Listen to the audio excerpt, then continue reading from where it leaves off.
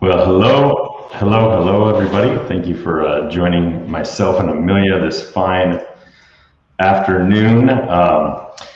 If you're here in Utah, it's a beautiful day today, sunny and blue skies and warm weather. Finally, it looks like spring is settling in, and Amelia and I were just talking about how much we're enjoying that. Both of us we both live in the mountains, and it's so nice to be able to walk out your back door and take in the scenery and breathe in the buds and the flowers, and see the animals and all that kind of stuff. It's been beautiful. So welcome here to Tech Beat.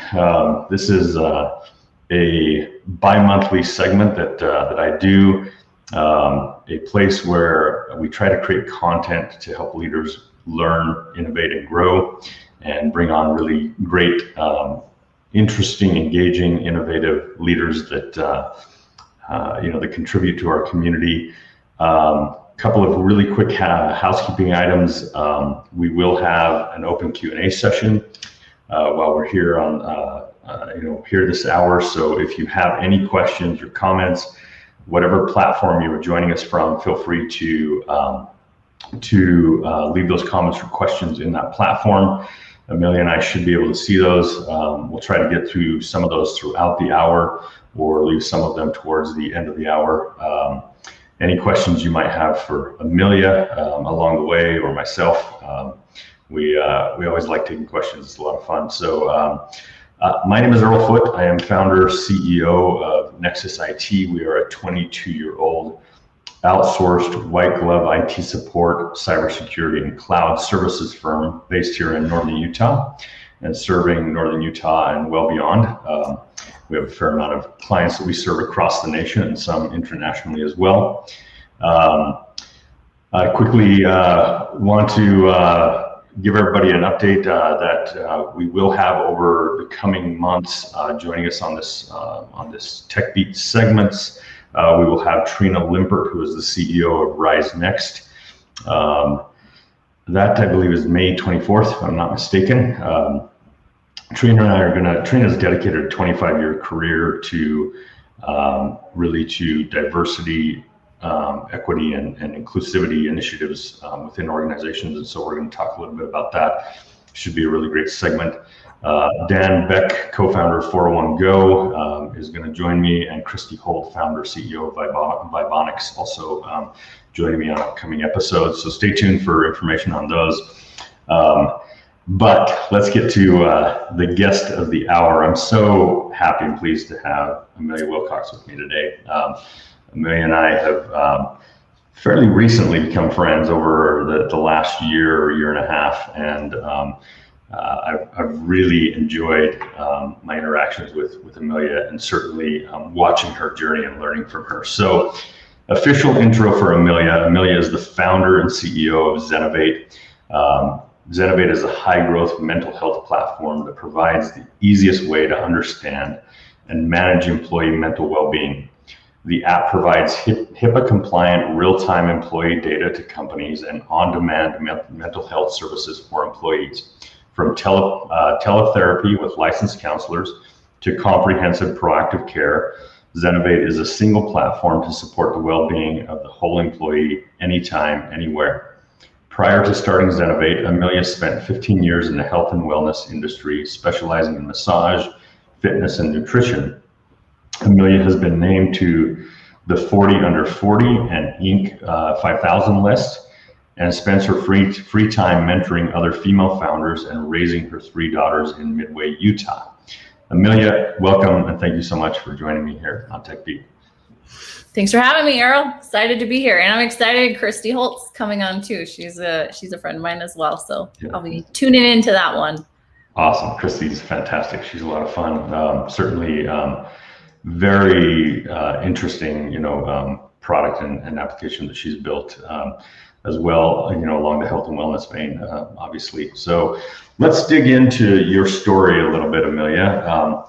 Why don't you tell us a little bit how you ended up getting into this zany industry of entrepreneurship, and tell us a little bit about your journey. I know you had a company that was thriving and doing really well, and then COVID came along and disrupted the whole thing. So give us a little bit of insight about that whole story. Yeah, so my entrepreneurship journey really, it really started when I was pretty young. Things like selling cookies at school and, just my dad could get these cookies for wholesale. I'd take them to school, sell them for like double the price. That's kind of when I figured out like, oh, I really like finding ways to make money, finding ways to, serve a need, if you can consider something like cookies a need for middle schoolers. I've kind of been into it my whole life. I have memories of making Christmas cards by hand with my mom and selling those to like friends and neighbors and things like that. So we've always had like little things going on most of my childhood. I got into massage therapy when I was about 19. I worked at a spa and was super attracted to that profession just because it was really like you can work for yourself, make money when you want to make money. I wanted to have a family, and it's a flexible kind of career where you can work and take care of your kids at home. I had a little home office that I did massage in like through all three of my daughters, young years. And I would just massage while they were napping. When my husband and I got married, he worked at a wholesaler, and they were an outdoor wholesaler here in Utah. And we had the idea of, well, we'll just sell outdoor gear online and it'll be super easy. We'll buy the stuff and then we'll resell it. And so that was really my first official kind of entrepreneurship journey, where it was just my husband and I, and we just, purchased gear and things like that. And then we would turn around and sell it on our website. So I learned how to build a website. I learned how to manage inventory. I learned about, shipping costs, which in the beginning I was just like, we had like super low shipping. And then you figure out like, oh, some of these things are really expensive to ship, and how to figure that out. Learned about like how to negotiate with retailers and things like that. So a lot of things that I was able to take into like my next ventures in my life that I was able to experience during that first venture. And we did that for about 4 years, and then the recession hit and people stopped buying new coats and new tents and things like that because they were just out of money. Or, out of work, or I don't know if you remember 2008. It was worse than what we've experienced in COVID as far as recessions. Here, the home prices are still going up, and there's still tons of employment, and you're still competing for employees, which has been really shocking to me. Mm-hmm. Right.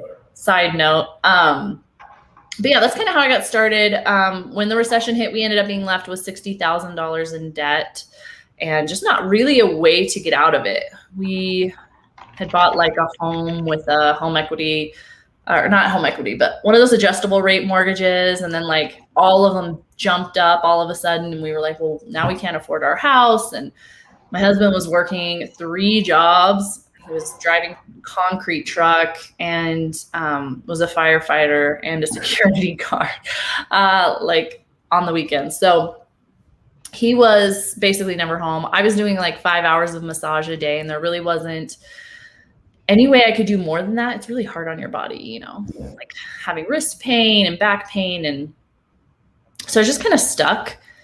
And I was scared because I was going to lose everything. At that time, it felt like losing everything. We were young. We had like 2.5 kids at the time. And I just tried to figure out a way to get out of that situation. And I wanted to do something I was passionate about. I wasn't really passionate about outdoor gear. Tents don't really excite me. And so Speak for yourself.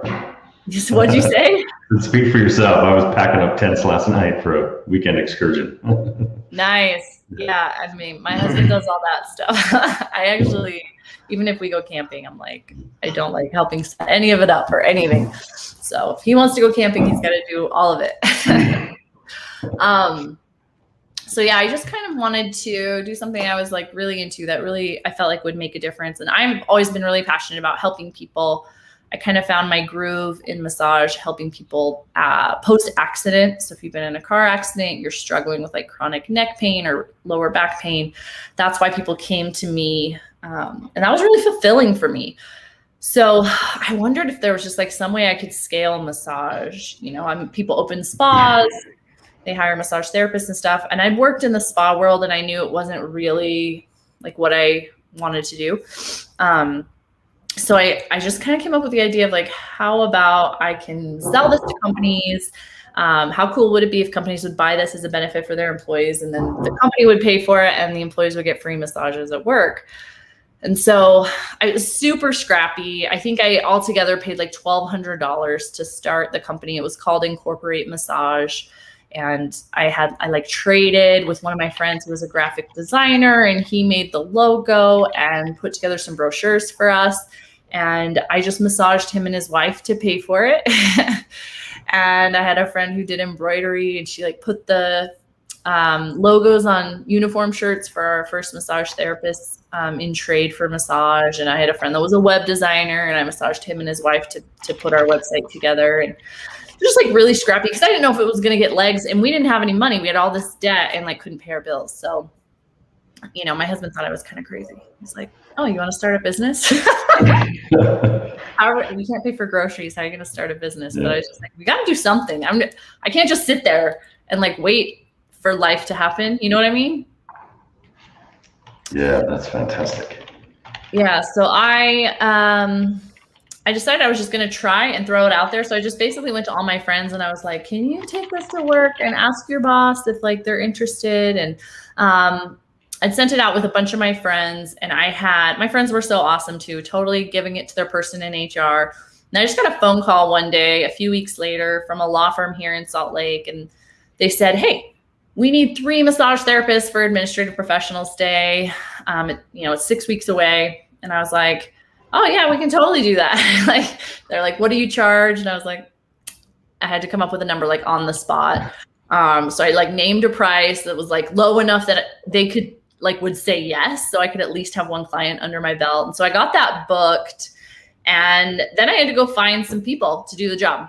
And so I just started meeting with all these massage therapists locally at like a Starbucks and doing like these Starbucks interviews just to find some people that I felt like could uphold what I wanted our brand to feel like and who wouldn't just like walk off.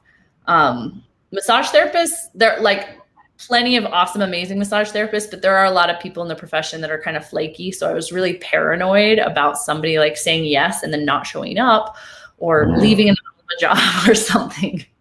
So that's kind of how it started. I learned how to hire massage therapists. We grew pretty aggressively about like our 3rd year in. So this is 2010 when I first started. And by like 2014, I took the Goldman Sachs 10,000 Small Businesses class, which is kind of like a little mini MBA, which was amazing because I didn't know how to read a balance sheet or what a profit and loss statement was or anything like that. So I filled in all those little gaps of where I had no education. So I mean, I didn't even graduate from college. So I had, this background in health and nutrition, fitness and all that was like half baked. I also have a few years of computer programming that I didn't finish, but have, some experience with. But I didn't have the business education behind me to know how to really grow a company. So that was really necessary for me to be able to take the company to the next level. So after that, we got kind of one of our first big clients, which was here in Utah, Entrada, hired us. And then they had an office in Dallas, and they were like, "Hey, can we have you do our massages for our team in Dallas, or do we need to hire someone locally?" And of course I'm like, "No, we'll do it. I don't know how we're going to do it, but like, no, you're not going to do it." And so that's kind of the next big milestone for us was we had to figure out how we could hire, interview, train, manage people virtually. And this is 2014. This is not the COVID years right now where everyone is working remotely. And we didn't have tools like Zoom and stuff back then. So we had to develop a way to phone screen, video screen. And they would actually submit a video of them doing a 5-minute massage and send that in to us. And we had a team that was made up of massage therapists that would rate them and give them a score in these different categories based on their technique. So, and then we'd accept people above a certain number and then not accept people below a certain number. So we actually only accepted 12% of applicants. So 88% of applicants would be rejected. So we kind of had the cream of the crop, and then we were able to copy and paste that recruiting strategy and that recruiting plan across basically eventually over the entire United States, Canada, and Mexico. So if you fast forward to March of 2020, we had 1,200 massage therapists, and we had about 4,000 companies that we worked with providing massage. Some of them were, Massage Mondays where we were in the office all the time, and other ones just had us in maybe for Nurses Week at the hospital and things like that. So that was kind of our path. And we were on track to blow up like all of our numbers for Q1. I mean, we did basically 50% of our 2019 revenue in Q1 of 2020. Wow. Fabulous growth trajectory. We were so excited because we were just like, this is it. This is the year, man. This is the year we're making it. We were going to like raise a Series A, and we were ready to really scale. We were planning on rolling out like a new version of our platform that was going to basically be anything that you want to bring into the office on site, you would use our app. And it was like, if you're bringing in, dental cleanings, or you're bringing on-site yoga in, or whatever, like that was kind of our vision and the direction we were headed. And we had invested so much time and money in this path. And then it was like COVID came out, and not only was that path no longer viable, it was like our entire business died over the course of 10 days. It just went from, we were on track to do 6 million. It just went down to 0. We had a 98% revenue reduction. So yeah, basically we died. 98%. Yeah. Jeez. It was pretty gut-wrenching, actually. I had to furlough my entire team. I remember it's so hard too, right? Yeah, it was really hard. I just had to tell everybody, like, we don't know how long this is going to last, like, to make sure the company is still here if this lasts a month. At the time, I thought, like, this is a month. That's like my thought process. So if we wanted to still be here, we had to like stop the bleeding right now. And we didn't know how we were going to make any money or what we were going to do. So at that point, I just decided I was going to let myself grieve for a little bit. So I spent about a week just feeling really depressed. I'm feeling like, we had just built a house, like our dream house. We'd spent like 3 years saving up money to buy the lot, then saving up the money for the architects to design it, saving up the money for the construction loan, just like piece by piece.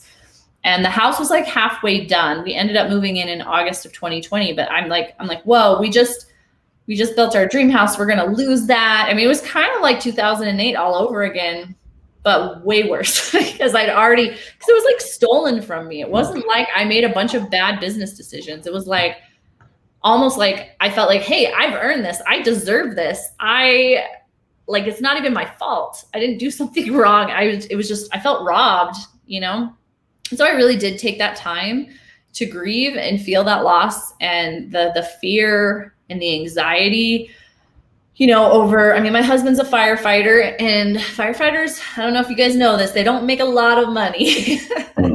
So, he works really hard, and we've got 3 kids to feed, and, just this house that we were hoping we could afford to finish building. And it was really, really scary. It was much, much scarier for me than that 2008 crash and everything that happened there.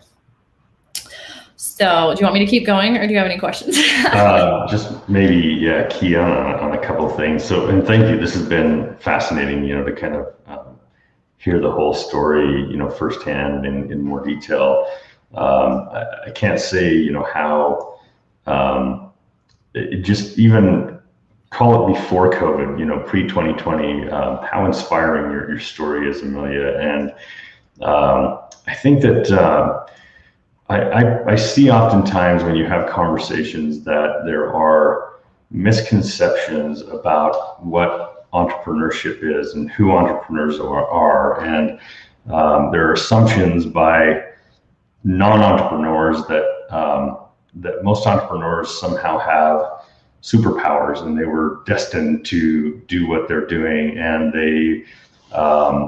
they're massively educated, and when the reality is the majority of entrepreneurship is not glamorous. The majority of it is being willing to not be comfortable. You expressed you weren't happy, when 2008, really left you in some difficult financial situations, and that's super common for entrepreneurs. Like, we try and we try again, and there's things that work and things that don't work, and some of those things that don't work, they put us in some really difficult situations, right? But I think that it's really amazing to hear, as you said, like, you weren't comfortable just sitting there and being a victim of your circumstances. You were like, I'm going to change this. I'm going to figure out how I change our future and our destiny. And I think that fighting spirit is really what separates most entrepreneurs, no matter what their background is. Sure, you've got entrepreneurs that came from privilege and they went to Yale and they went to Harvard, and they've got a network that's massively connected and everything. That wasn't me. I didn't come from that. I generally say that, everything that I've built, I've had to grind, day in and day out to build it. And I think that's generally what the massive differentiating factors are for entrepreneurs, is that we're generally people who aren't willing to just be comfortable with the status quo. Yeah, go ahead. Yeah, I was going to say, I totally agree, but it also works against us. So it's what I have learned from therapy myself is that our greatest superpowers are also our greatest weaknesses. So this sense of I'm not going to sit here and wait for things to happen to me. I'm going to take control and go after things in my life also negatively affects me in that even when things are good, I have a hard time just sitting still and enjoying it. We win an award, right? And we're on the Inc. 5000. And in my head, I'm like, oh man, we have to do even more next year to be on this list again. Or we're going to get kicked off. I have a hard time just stopping and being this feels really good. And I'm just enjoying it. You never get there. You're never oh, I have arrived. Yeah. Now I can kick my feet up. It's we're always pushing to that next milestone. And maybe that's just me. Maybe I'm just talking about my own personal experience. I don't think it's just you. I'm the same exact way. And I hear it from a lot of my friends as well. You have those awards and accolades and, milestones that come along, and you enjoy them for about 2.5 seconds. And then you go back to work. What's next? What do we got to do? What's the next level? And you just keep pushing. And yeah, you're right. Oftentimes I think it's a blessing and it's a curse, because, you don't take the time to be present and really savor those moments sometimes. At least I have a hard time doing that. And It sounds like you do as well. I think it's all entrepreneurs. I don't think I've met anybody that's good at that yet. Yeah. If we go back to that story, I'm in this spot where I feel like everything I've worked for 10 years has just suddenly been ripped out from under me, and I've lost everything. I feel sad about it for a while, and kind of what you were saying about how entrepreneurs are able to just dig in and grind that out. And that's what makes a successful entrepreneur. It really is 90% hard work.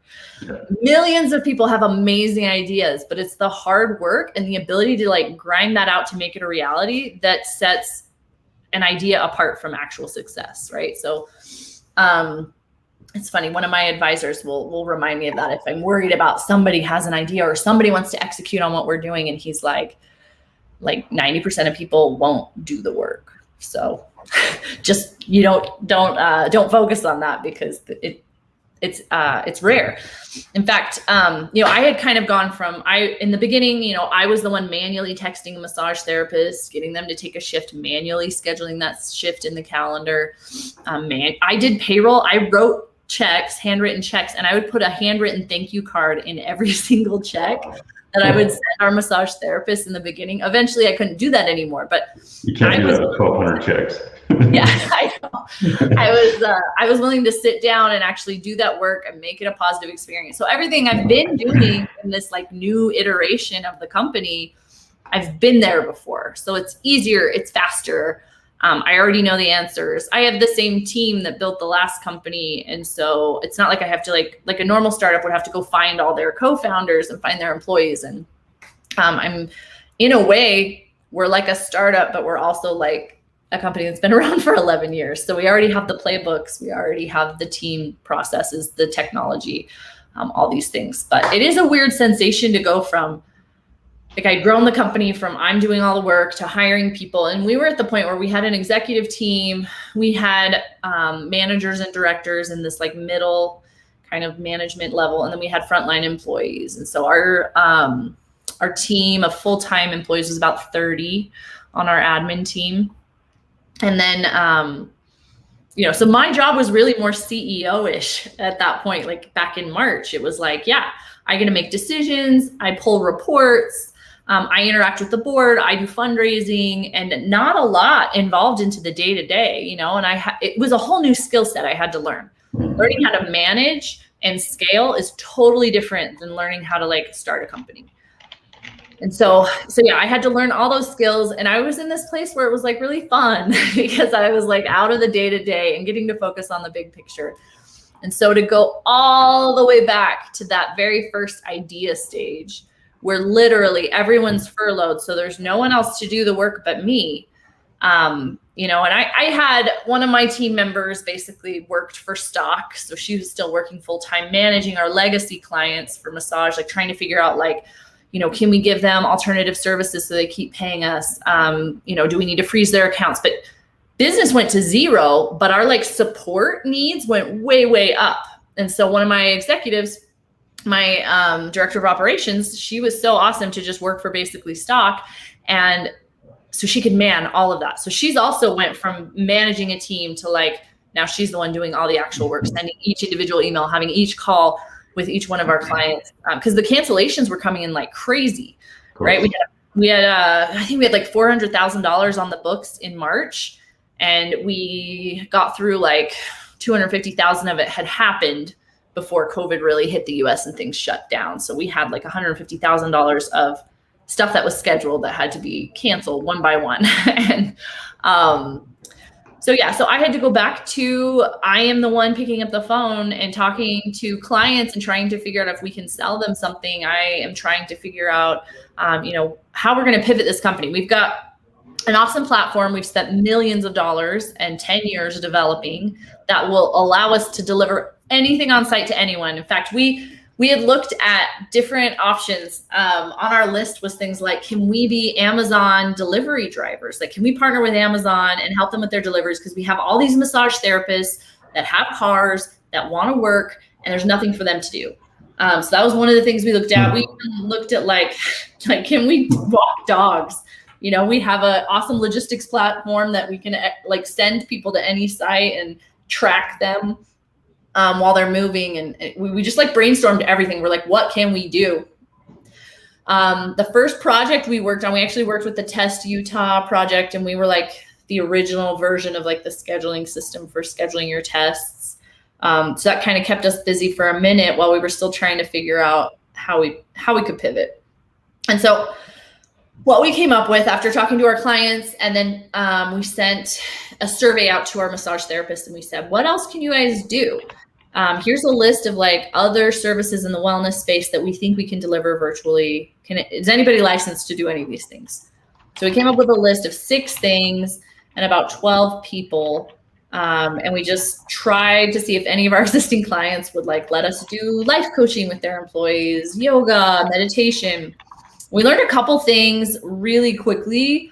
One of the things we learned is like group yoga classes do not translate into the kind of revenue we were making with massage, because massage was a one-to-one. If we're charging, $90 an hour, we can do 4 employees an hour. It's whatever that is, $24 or $25 or whatever, per employee.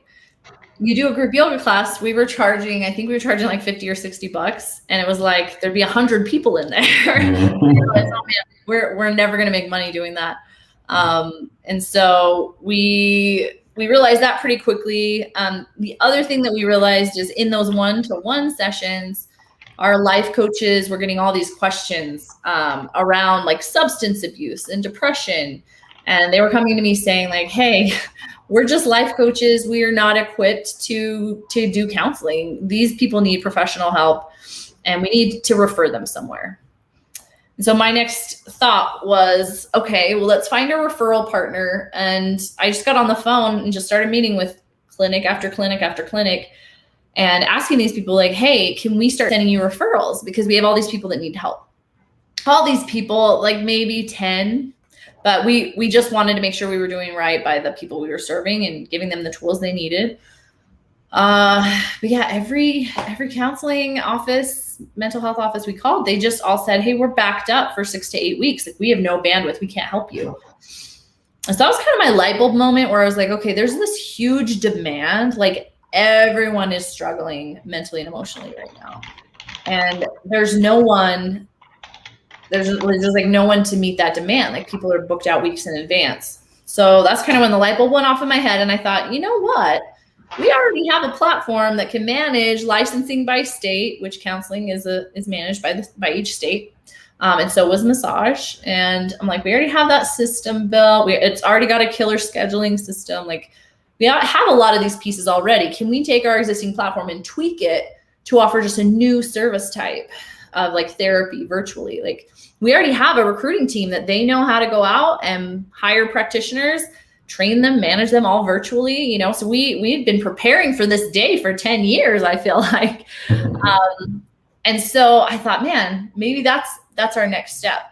But I was worried because there's so much demand and the wait is so long to get into a therapist. I thought, well, surely there are no therapists, that everyone is employed and maxed out, and like, there just must be no people. We have a shortage of licensed counselors and therapists. So I said, all right, HR team, go put out a job ad. Let's just see if there's people out there that will come work for us, and like what we have to pay them, and kind of figure out how we'd have to price it to get our margins in the right spot. And what we found is there were a lot of people that were like looking for work and loved the idea of working remotely and doing teletherapy. And we had like tons of people just applying and coming in. And so that surprised me. That's not what I expected. Yeah. But that's kind of where we started. And we hired our very first counselor, who's now our lead clinician, and she manages all of our other therapists. And we hired her and we just said, hey, this may or may not work. We're going to just see if we can sell counseling to some companies here in Utah. If they buy it, you'll have appointments. If they don't, then, it was a good experiment. We'll see. And so that's when we started approaching companies and just trying to see if anybody would buy a teletherapy product. So right then, we're probably sitting at like, this is probably August, September of last year. And it's still kind of in that section of time where companies are like, whoa, all of our budgets are frozen. We don't know what's going to happen. We don't know what to do. There wasn't a vaccine available to the public yet or anything like that. So it was actually really hard to sell in that like late summer, early fall timeline. And it was super discouraging because we had like a product and we like launched our new platform in a matter of weeks. I think all in all, we were like 8 weeks in before we said, hey, now we've got this new app. Here's what it does. Here's how you can use it. And it was pretty. We were one of the early subscribers too, and it was a handful of meditation and yoga videos to start out. And of course, the library and the services have evolved significantly. Yeah. Yeah, you were there. And it's like a good looking MVP, right? It's not like a clunky, ugly thing. So I was like really pumped about our product. We had a really great UX designer kind of help us build out our first version. And so it didn't really move. Nothing really happened. I remember we finally sold our very first deal. It was for a company of 100 people. We basically gave them all the content for free. And we're just selling them like a handful of therapy hours. It was like a $2,000 contract. And we just needed somebody on the platform. We're like, okay. And we sold that. And they started October 1st. And their program has gone really, really well. And we've just been releasing new things the whole time they've been on and seeing more and more engagement as time's gone on. But I just thought, man, if every deal is just going to be like $2,000, we're going to have to sell a gazillion of these. Because I sold $20,000 and $30,000 massage events, like a one-time event where like the hospital's like, we want, 10 massage therapists every day for a week. I would sell these huge contracts that were just one day. And here we're selling a whole year contract and it's like $2,000. I'm like, oh my gosh, it's going to take us like, there's no way. The company's just not going to survive. So I still at this point am not confident in what we're doing, that it's going to be viable, that we can get to profitability. And I'm still feeling like really discouraged, but powering through. All right. I'm just not going to give up because I'm like, for me, I am running for my life. I'm like, this is survival for me. My team members, they can go get other jobs. They're perfectly, marketable people. For me, I've spent 10 years building it. My house is on the line. My children's ability to do anything, or maybe go to college someday or anything. So basically I'm in this mindset of like, it's fight or flight. And I'm like, it's adrenaline all the time. I'm working 80 to 90 hours a week. With our one tech person that we brought in, and we're just trying to build as fast as we can. So, it was brutal, and I paid the price for it. My health paid the price for it. I ended up getting diagnosed with Graves' disease actually like 2 months ago because I had sustained that workload for an entire year. So that was a good lesson for me. It's like, okay, you can't do that and expect to not pay the price in your health. But if I had it to go back and do over again, I would make the same choices, and I would be like, okay, I'll suffer a little bit, but I'm in remission. So I've been taking care of myself for the last couple months, but yeah, I'm going to stop there and see if you have any questions or questions. I'm enjoying listening so much, Amelia, and all the intricacies of this story, and just your spirit to never give up. I think that, some of the things that are standing out to me, that you mentioned, is as an entrepreneur, learning to fill your gaps. Like, you're consistently out of your depth all the time. 22 years in, we've grown our organization to a place we've never been in 22 years. We just brought on a brand new book of business as well. And not that we haven't done that in the past, we have, but nothing quite of this size before. And you're consistently out of your depth as an entrepreneur or a leader. And you have to be willing to say, I'm going to figure out the resources I need, to fill my gaps from a knowledge and skill set, standpoint, and figure out how I solve these problems. Your art of the pivot, by the way, was perfect. Just, sitting down, brainstorming, what do we have? What are our core competencies? What are our capabilities? What are we good at? What do we like to do? Where can we make money, right? And then, pulling your team and your clients to try to figure out what's of value to them and what can your team help fulfill, right? Very, very good, lessons there on potentially needing to pivot. And most of us at some point, you have to pivot in your journey along the way. You have to figure out that, hey, my current model, well, maybe it's sustainable. It's not like really crushing it, and how do I take this thing to the next level? And generally that's going to involve some sort of pivot. So really, really great, advice there on that whole thing. It's interesting that you said, again, this for me is, I think, one of the things that are often missed when it comes to entrepreneurship and leadership, and that is that you took the time to grieve. Like, you took the time to just say, this is, I'm not feeling okay, and this is tough, right? And I'm gonna be open and vulnerable about that, and I'm gonna take the time, take a week, whatever it is, right, to just step back and say, this really sucks, right? Yeah. Yep. And you got to be able to just dust yourself back off and get up. Anthony Castro actually asks, and that's a really good question. He says, so while you were grieving, how did you pick yourself up and move forward? What was the turning point?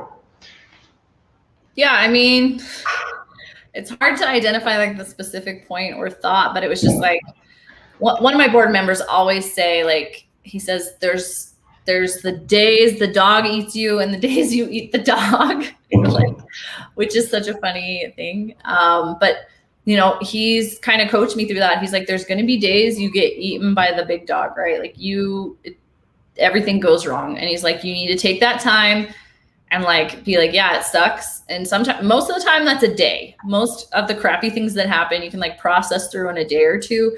You know, this was a whole week. It was devastating. But as far as like getting up off the ground and pushing forward, I just got to the point where I was like, okay, well, my choices are I can sit here and wait for the world to turn around and hope that my business comes back, or I can be in the driver's seat and see what else we can sell. And if we can't sell anything and we fail, then we're in the exact same place we're in right now.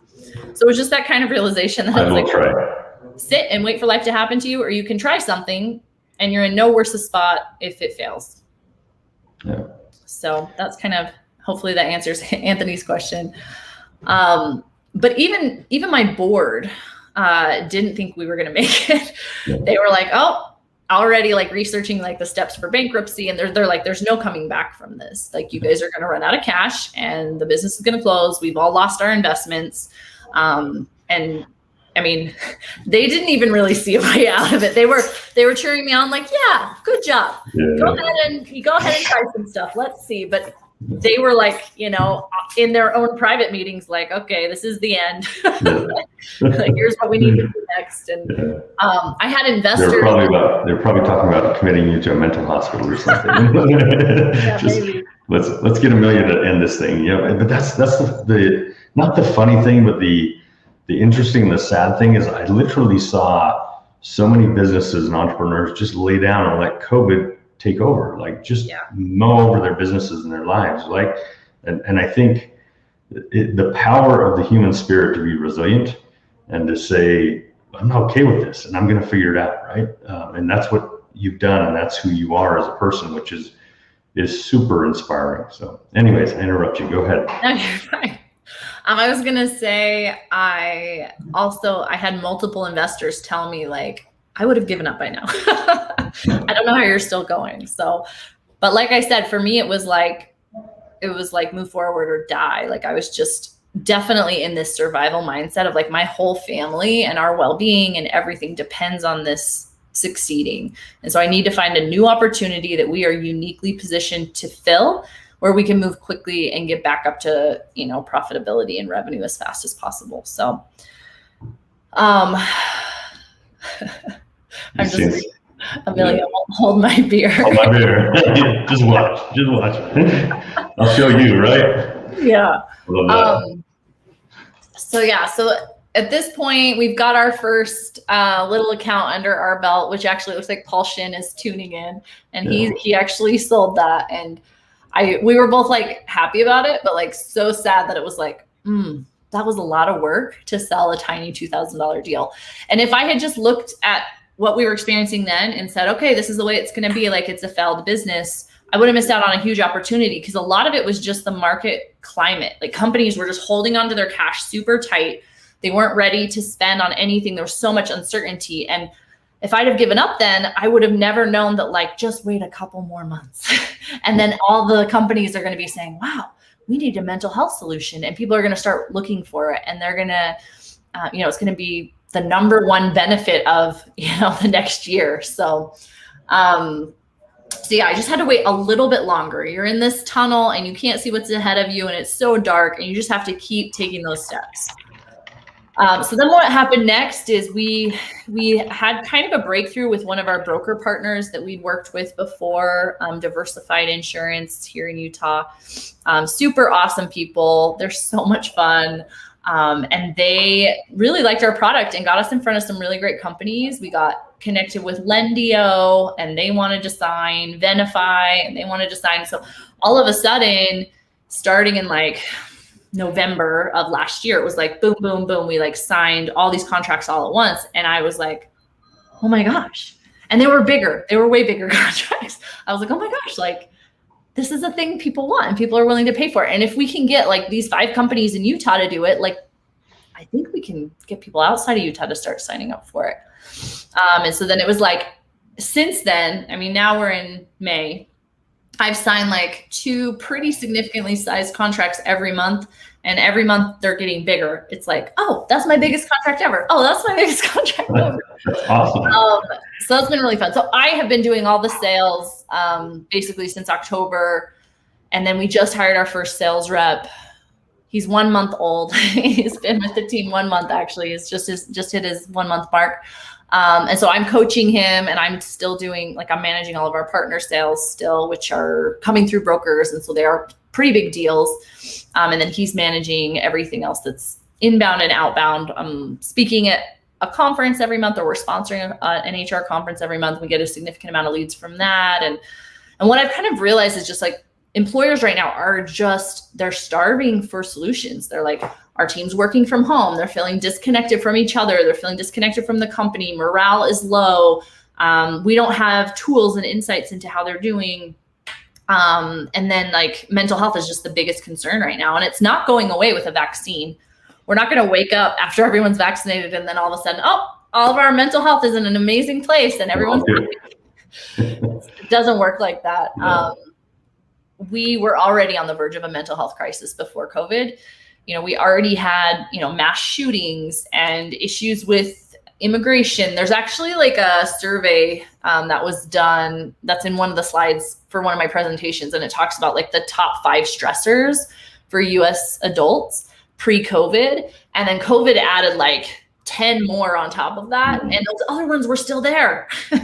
So it's just like this compound stressors. And now they're talking about how we've been in this state of emergency, fear, stress for a whole year, that now that like things are starting to calm down, everyone's just like falling apart. Like we're all in this state of burnout, and there's a name for it. I can't remember what it's called, but yes, we're experiencing these negative effects now just from being in that kind of extended stress for so long. Adrenaline mode, fallout. So yeah, I mean, I recognize that the need for mental health isn't going to go away anytime soon. And the one huge opportunity that COVID has provided for us is that all of a sudden now everyone is able to talk about it. So there's still stigma and things like that. Like we've had a couple companies that said they didn't want to offer therapy to their employees because it was too clinical.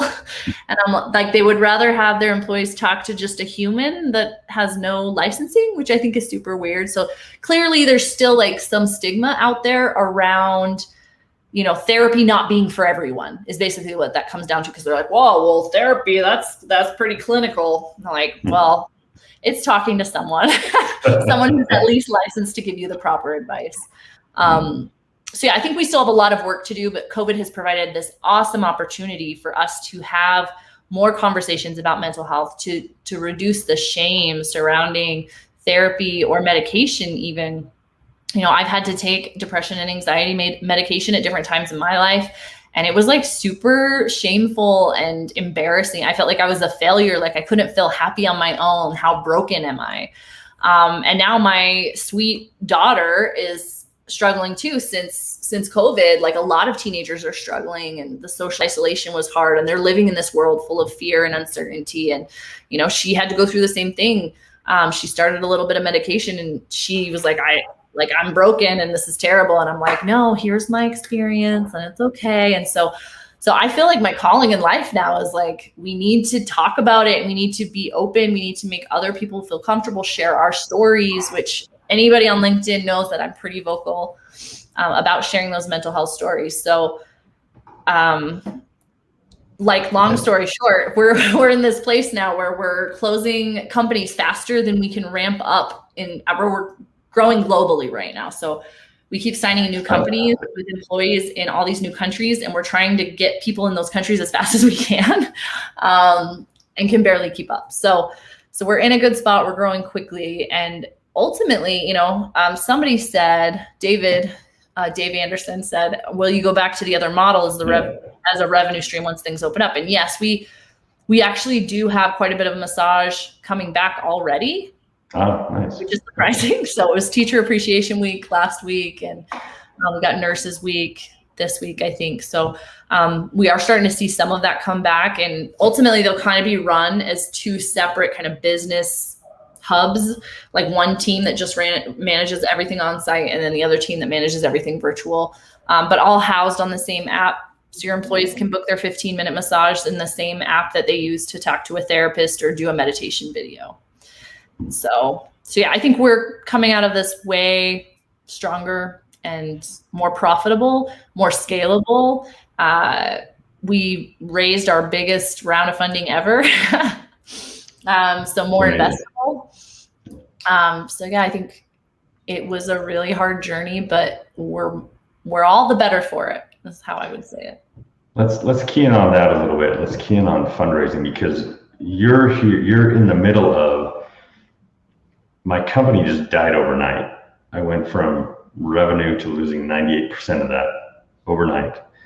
You've got existing investors, board members who have invested with you, and somehow in the midst of all this, while you really don't have a tried and true MVP per se, right? You know, you're just kind of figuring stuff out on the fly.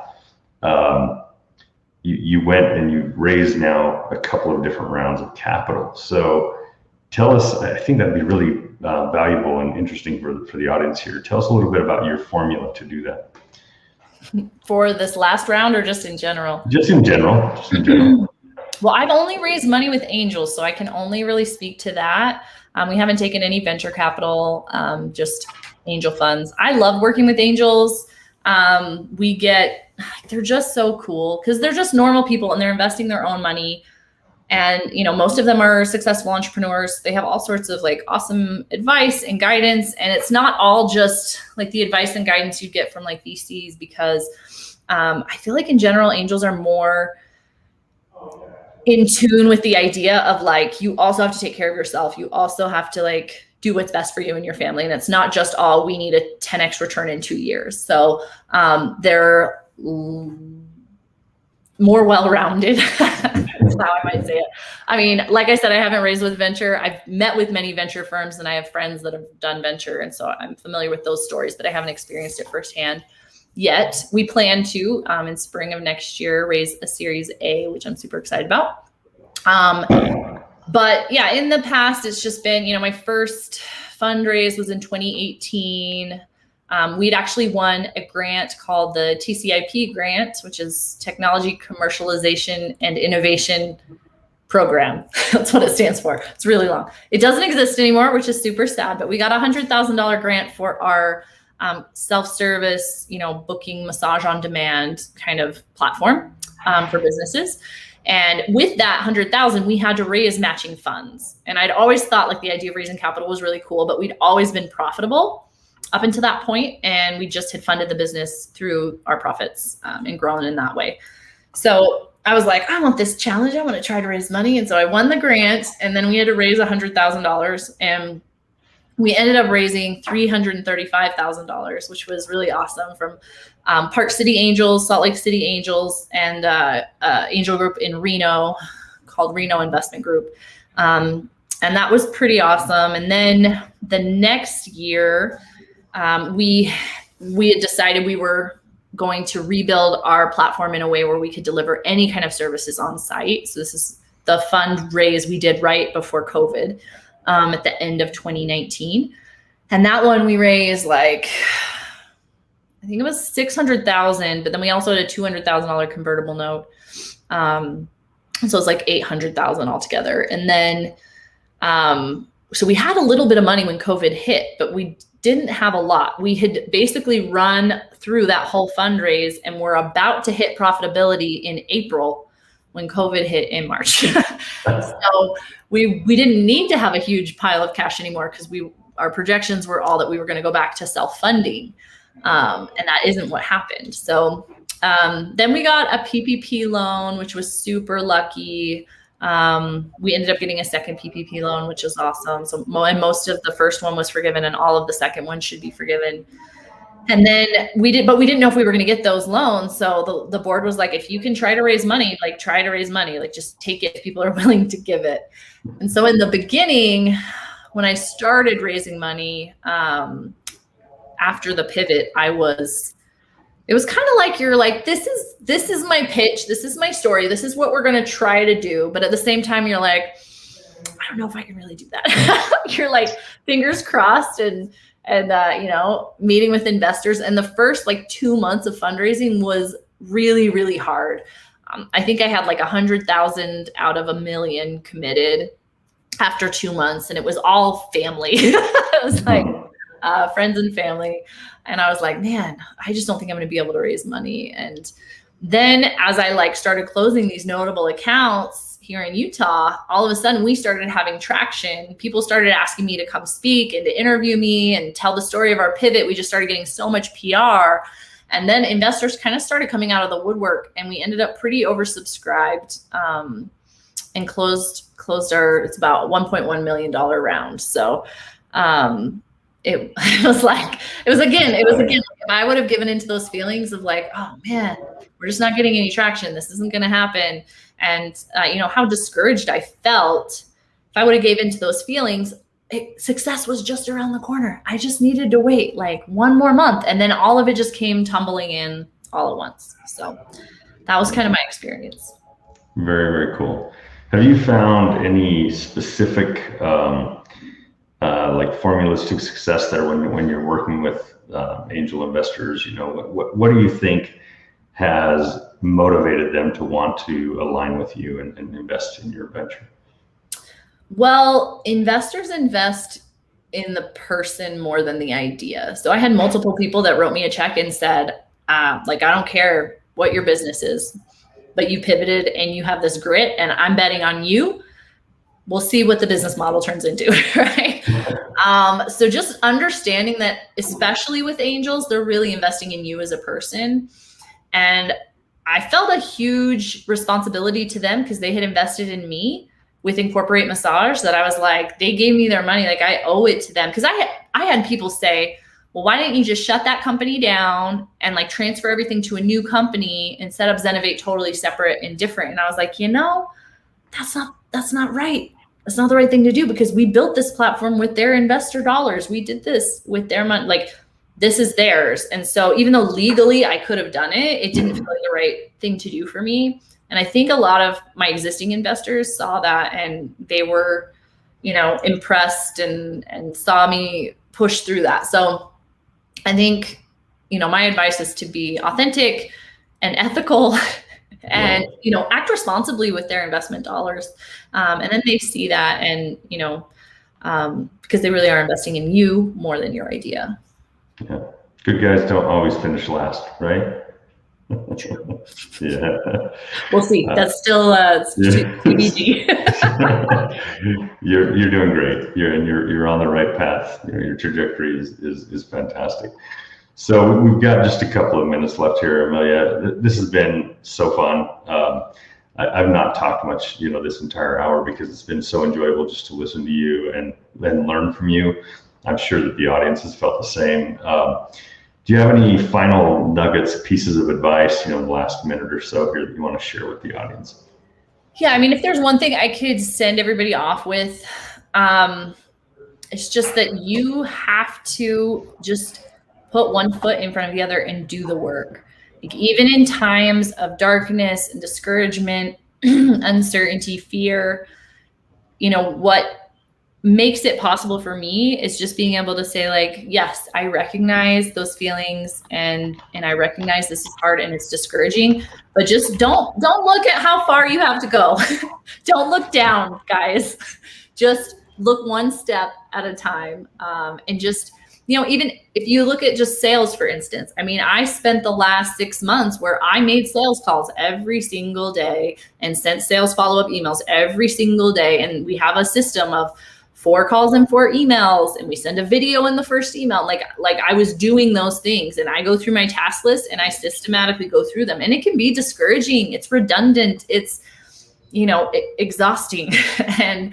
But I have faith in the process that, like, if you just do the work and you follow the steps, you start to win. And so that's my big advice, is just don't look at how many steps there are to get to the finish line, just to focus right in front of you and trust in the process. So such great advice, and you kind of mentioned this in the middle here of the conversation, just to go back a step. And this has happened to me in my own career, and I know a lot of people that it's happened to. And sometimes it's not because something massively negative or disruptive has happened. Sometimes it's because something positive has happened. And that is, you have to be willing, when you become a more seasoned entrepreneur, you have to be willing to step off your pedestal, and you have to be willing to say, you know what, like, okay, so I'm not going to be this person that's just kind of got the purview of everything, and and I'm not in the day-to-day operations, and I'm not doing the execution and all this kind of stuff. And then circumstances come along, right? Whether that's COVID or whether it's massive growth, like in our current situation, like I've had to just dig my hands back in right now, and help the team, and like, manage some projects and help with, onboarding new client accounts and whatever it takes, right? And so you have to be willing to say, like, it's okay. Like, yes, I've been in these really great, situations in the past where I felt really good in my role, and my role was, while it was challenging, I didn't have to do these minute little, minutia of execution kind of stuff. You have to be willing to say, it's okay, I'll go back to that. I'll do it for the time period that's necessary or beyond, right? So we're out of time, Amelia. Again, what an awesome hour. I really, really appreciate you, spending this hour with me, sharing your story, sharing your insights, all the things you've learned over the years. It's been massively valuable to me, and I know it has been to the audience. Thank you for the audience that's joined us. Just a quick reminder, next couple of weeks, we got Trina Limpert, CEO of Rise Next, Dan Beck, co-founder of 401 Go, and Christy Holt, founder, CEO of Vibonics, that will be on TechBeat here over the next several weeks. And then if any of you are going down to LinkedIn Local this afternoon, I will be there with some of our team from Nexus IT sponsoring the live stream for LinkedIn Local at Tribe House in Pleasant Grove from 3 to 5. So see you all there. Amelia, thank you. Thank you, audience. Everybody have a wonderful day.